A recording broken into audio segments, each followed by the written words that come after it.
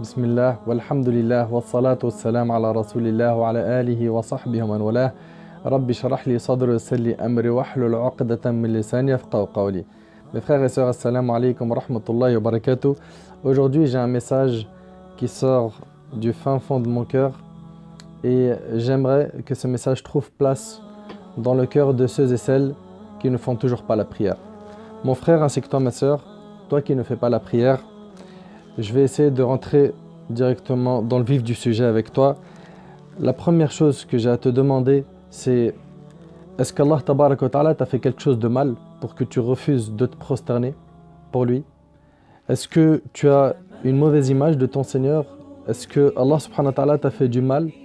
Explique-moi pourquoi aujourd'hui tu ne fais pas la prière. Qu'est-ce qui fait qu'aujourd'hui tu ne te prosternes toujours pas pour Allah Subhanahu wa Ta'ala? Qu'est-ce qui fait que jusqu'à aujourd'hui, il y a énormément de gens autour de nous qui se repentent, qui reviennent vers Allah, et toi jusqu'à maintenant tu as un blocage, tu n'arrives toujours pas à faire la prière. J'ai plusieurs aussi questions à te poser.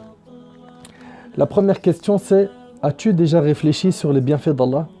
As-tu déjà réfléchi sur ton Seigneur Jalla fi'ala, à quel point il est généreux, à quel point il est miséricordieux, clément, à quel point il te donne alors que tu es désobéissant? As-tu déjà médité sur ta santé? Qui te garde en bonne santé tous les jours? Mon frère ainsi que toi, ma soeur, toi qui ne fais pas la prière, regarde, Allah subhanahu wa ta'ala te voit faire cette désobéissance et t'accorde la santé. Qui t'accorde ces faveurs de pouvoir manger, boire, avoir un toit, avoir de quoi vivre, avoir de l'argent, t'épanouir, etc. Qui t'accorde toutes ces choses? C'est Allah subhanahu wa ta'ala. Pourquoi jusqu'à maintenant tu ne fais pas la prière? Qu'est-ce qui t'empêche de faire la prière? Quel est le frein qui est sur ton chemin et qui t'empêche de faire la prière? Mon frère ainsi que toi, ma soeur, il faut que tu penses au bienfait d'Allah subhanahu wa ta'ala. Tu vas me dire, mon frère, j'ai envie, j'arrive pas. Ok, très bien. Est-ce que tu aimes vraiment Allah? Tu vas me dire oui. Mais comment est-ce qu'on peut aimer sans obéir à celui qu'on aime? Quelle est la preuve de cet amour? Est-ce qu'on est dans du blabla ou est-ce qu'on est dans du concret? Comment est-ce que tu peux dire j'aime Allah subhanahu wa ta'ala et je me prosterne pas?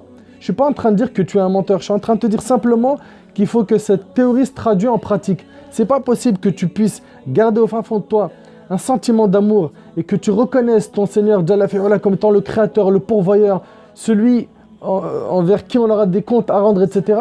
Et puis tu ne te prosternes pas, tu ne lui obéis pas, tu ne l'adores pas comme il le faut.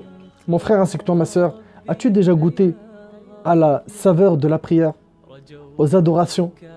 Pourquoi est-ce que jusqu'à maintenant tu ne fais pas la prière? Tu vas me dire, c'est compliqué dans le contexte dans lequel on est, j'ai du mal avec le travail, etc. Mon frère ainsi que toi, ma soeur, rapproche-toi d'Allah, fais un pas vers lui et tu verras qu'il va t'ouvrir toutes les portes pour pouvoir te rapprocher de lui. Fais un effort, mais c'est ça qui est difficile. Vous savez, c'est dans le mental. Du jour au lendemain, si tu veux faire la prière, tu vas la faire. Il n'y a pas de solution magique. C'est une histoire de volonté. Prends-toi en main et dis-toi, à partir d'aujourd'hui, je fais salat. En faisant salat, mon frère, en faisant salat, ma soeur, qu'est-ce que tu veux gagner? Mais c'est énorme, Allah al-Azim. En faisant tes ablutions déjà, tu perds des péchés. En faisant ta prière, tu perds des péchés. C'est une lumière pour toi le jour du jugement. C'est un argument pour toi le jour du jugement. Le prophète Sami nous dit que c'est la première chose qui sera jugée du serviteur le jour du jugement.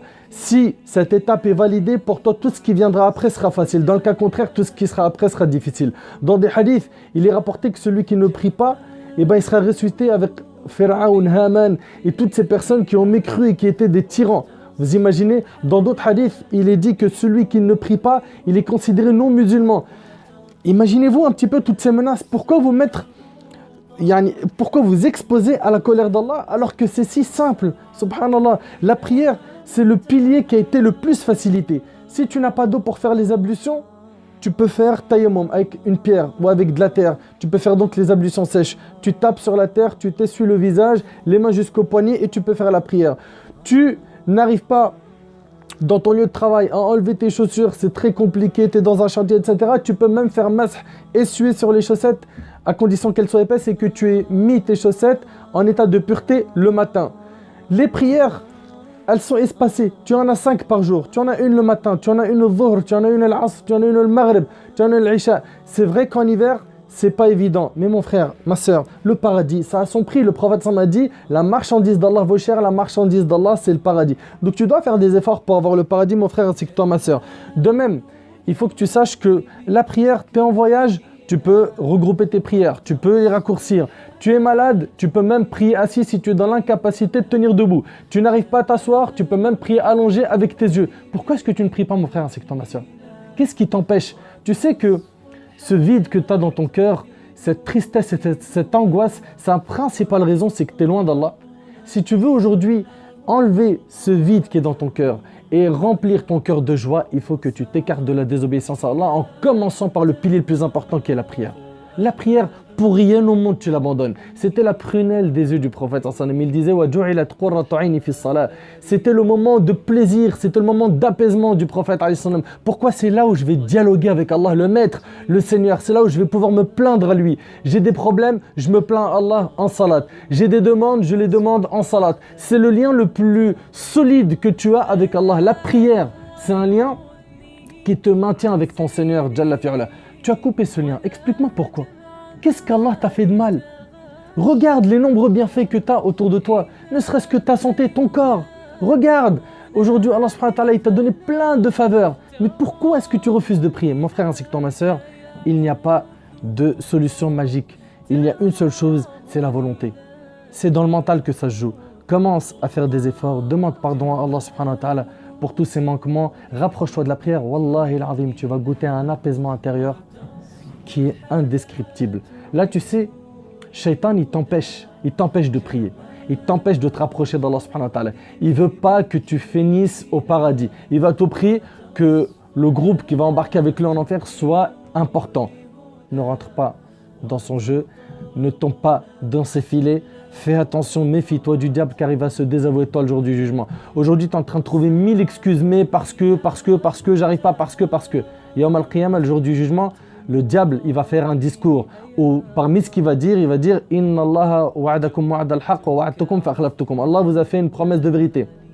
Et je vous ai fait une promesse que je n'ai pas tenue. « Wa ma kana li alaykum min sultan » Et il dira comme ça dans Sourate Ibrahim « Et je n'avais aucune autorité sur vous. » « Illa an da'awtukum fastajabtum li » Il dit si ce n'est que je vous ai invité à faire du mal, je vous ai donné de mauvaises idées et vous avez répondu à mon appel. فَلَا تَلُومُونِي وَلُومُوا أَنفُسَكُمْ. Ne me faites aucun reproche et faites-en à vous-même. Regardez, subhanallah. Il dit, ne me faites pas de reproches. Le jour du jugement, tu as vu tous les péchés qu'on a fait et il en a été la cause, il était là à nous chuchoter des mauvaises idées. Prie pas, plus tard, tu es encore jeune, mais ça va t'empêcher de kiffer la vie, de voyager, d'avoir une copine, de ceci et de cela, d'aller en soirée. Prie. Prie, c'est la prière qui va te faire arrêter les péchés. Et ne te dis pas, je vais arrêter le péché, puis après, je commencerai la prière. Ça, c'est encore une fois une grande ruse du diable. Mon frère ainsi que toi, ma soeur, après la vidéo, va faire tes ablutions. Repens-toi, pleure sur un tapis et dis à Allah, ya Allah, rends-moi fort. Et cette force, tu ne l'auras que s'il te la procure. Et pour qu'il te la procure, il faut que tu la demandes. Allah subhanahu wa ta'ala dit dans un hadith Qudusi, ô mes serviteurs, vous êtes tous dans l'égarement, excepté ceux que j'ai guidés, demandez-moi la guider, je vous l'accorderai. Demande la guider à Allah. Allah, il va te guider, il va te ramener vers la prière. Et petit à petit, tu abandonneras les péchés, la mauvaise fréquentation, les gens qui te motivent à faire le haram.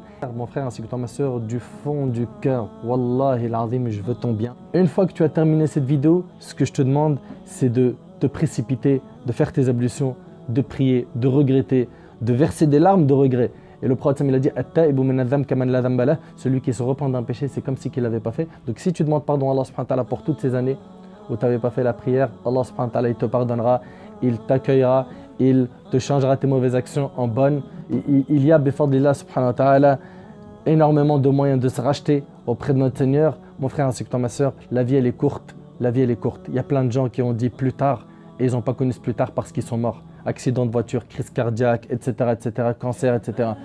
Reprends-toi en main aujourd'hui, pas demain. Qu'Allah subhanahu wa ta'ala te facilite après cette vidéo de faire la prière. Mon frère ainsi que toi, ma soeur, je compte sur toi pour une seule chose. Diffuse cette vidéo à fond afin que ceux qui ne prient pas, celles qui ne prient pas, soient sensibles à la cause et reprennent la prière peut-être par la cause de cette vidéo. Qu'Allah tabaraka wa ta'ala me ramène ainsi que vous vers la voie de la piété.